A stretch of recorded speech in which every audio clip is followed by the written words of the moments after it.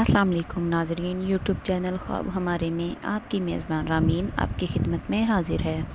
اگر آپ نے میرے چینل کو سبسکرائب نہیں کیا تو پلیز سبسکرائب کر لیں اور ساتھ میں لگے بیل آئیکن کو بھی پریس کر لیں تاکہ ہر ہماری نئے آنے والی ویڈیوز آپ تک بآسانی پہنچ سکیں۔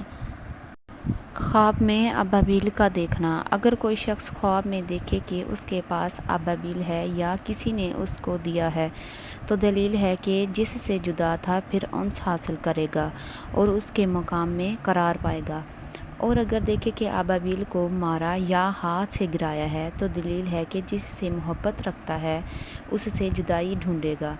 حضرت ابراہیم کرامانی رحمۃ اللہ علیہ نے فرمایا کہ ابابیل کا خواب میں دیکھنا مالدار اور باخرد شخص ہے، اور اگر ابابیل مادہ کو دیکھے تو عورت خردمند ہے،